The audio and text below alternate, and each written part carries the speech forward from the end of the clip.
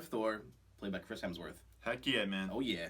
So this is probably one of the funnest movies of the MCU that I've seen, and I've seen all of them. Yeah, you know what? This movie was off the bat. I thought it was the action was good. Good. It wasn't good. It was great. You Say know, it right. It's great. Yeah, it's great. It is. Shut up. Anyway.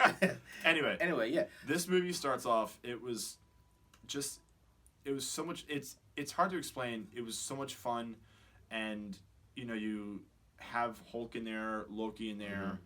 Hela's a brand new character, and it was so much fun just to see Thor be a little bit more human. Yeah, I guess. I mean, this is more vulnerable. So the movie is just a fun film, and I like Thor because it's a little bit more vulnerable, and he becomes a little bit more vulnerable. It's nice to see him not just some god that comes in and smashes his way through things. Yeah, he really has to go through steps and really has to learn about himself and having those strong and weak moments. You really get to see who Thor is and how he develops from just some random superhero from another planet that crashes on Earth. Right, and with Thor Ragnarok, this is where we get to see him harness his actual internal power.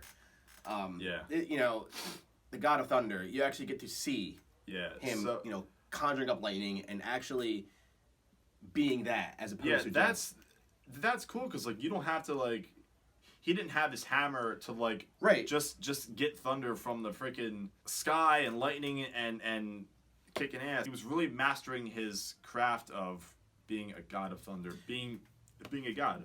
Yeah, and also with this movie, I like how they made it comical. Yeah, there was a lot of jokes. There's a lot of jokes. We were laughing from the very beginning to the very end, and I thought they were placed really well. I was just happy with the film. It was just cool to. It kind of is a. You were really captive. You were really captivated in the whole film. You're sitting in the theater and the movie's playing, and you're not really thinking about.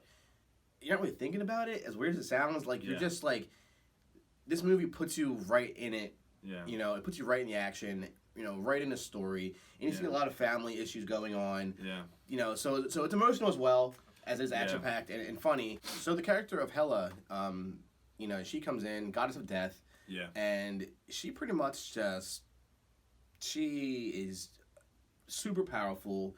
She's a beast, and Thor really has to harness that power, that internal power he has to actually, stand up with it, stand up to her. She really, from the start, takes over the movie from whenever she was on there. She was scary. She was very physical. She was a lot stronger than Thor. I thought, tossing him around like a ragdoll. I was surprised. I was like, okay, it's Thor. He's gonna kick ass and take names, and it was that's not how it was with this movie, and that's what I like about it. I like how it's not so easy for Thor to just overthrow somebody in this movie, and that's what we see with it, and I think the directors and everyone did a good job portraying that. I was really happy about the performance from Hulk. Yeah, Mark Ruffalo did he a great had a job. lot of he had a lot of lines. He was cracking jokes. He was more personal. Yeah, and this is where. But he was still Hulk. He was still angry. He was still just breaking stuff and being clumsy. Yeah, and you know what? That was a big part for me. And this is where we get to see him talk a lot. Yeah. Because I don't remember him talking so much as the Hulk in the other movies. Yeah. You know what I mean? Just maybe a couple one-liners here and there, some phrases, but this is him talking and you kind of see the emotion. That, though. You did, yeah, you did need that because that was a big part of the movie. Having those two, it would have been one-sided, and I don't really think it would have worked well if it was just Thor having all the lines and Hulk being his usual self, doesn't really say a lot or doesn't look like he can talk a lot. But there was a crazy awesome dynamic with his lines. And also Odin, played by Anthony Hopkins, that was a great. He did a great job. With that, not a mega part. No. But he gets he gets you what you need to know. In the movie. I think every character stole the movie at the same time. Yeah, everyone. Even someone like Jeff Goldblum, who really didn't.